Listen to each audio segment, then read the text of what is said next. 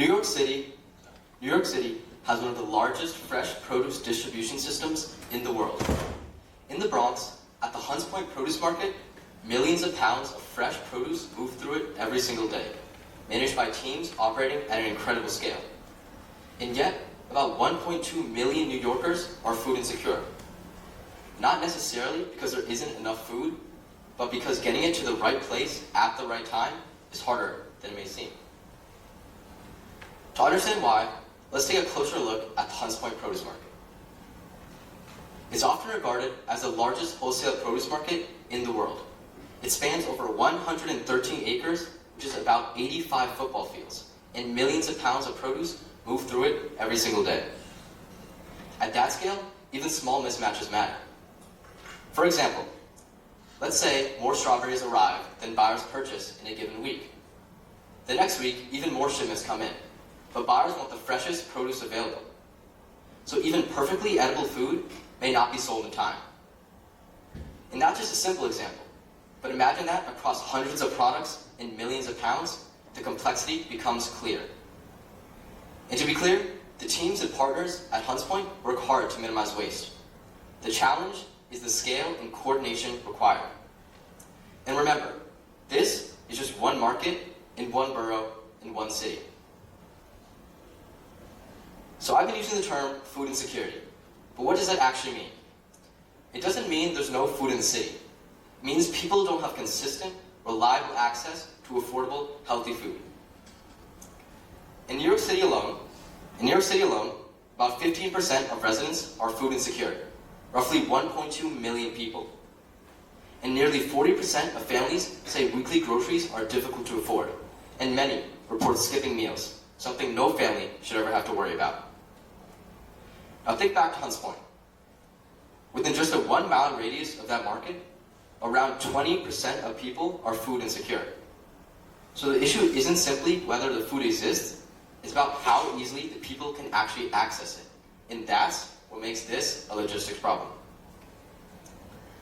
So why is food insecurity a logistics problem? Let me give you a simple example. Imagine a parent working 2 jobs in the city. A food pantry might only be open a few hours a day while they're at work. When the parents are free, the food pantry is closed. The food exists, it's just not accessible. That's why it's a logistics problem. At its core, food access comes down to 3 main things: where the food is, when it's available, and how it actually gets there. First, where the food is. So this is a map of every single grocery store in the Bronx, including all the bodegas.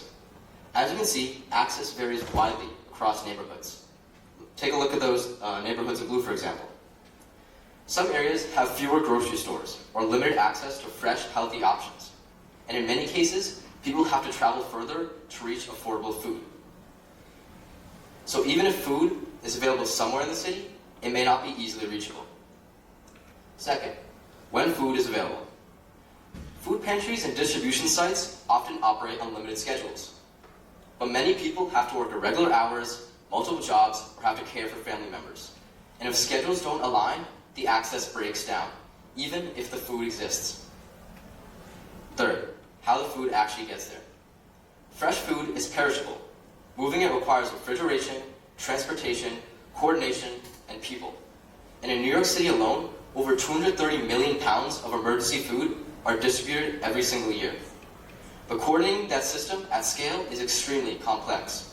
And without strong logistics, it may not be able to reach the communities it needs to in time. So the issue isn't simply a lack of food, it's about how efficiently the system moves it. So what does this look like in practice? One example is Grassroots Grocery, a nonprofit here in New York City. Their model is simple: rescue fresh produce from Hunts Point and deliver it directly into the community. But what makes it powerful is how they do it. Every Saturday in the Bronx, volunteers gather for what they call a produce party. Volunteers sort, pack, and deliver food to over 30 sites, reaching over 1,500 families. It's fast, local, and coordinated. And what they're solving isn't food supply, it's logistics. They're closing the gap between where the food is and where it's actually needed. So what does this all tell us? When we start to see hunger as a logistics problem, the solutions start to look different. On paper, the system works. On paper, the system works. Food moves from supply to transport to storage, but it breaks down at distribution and timing, meaning that the food never actually reaches the people. In other words, it's not just about the food, it's about designing better systems. So we've seen where the system breaks, but this gap between food existing and people eating, we can close it. Not by producing more, but by fixing how it moves.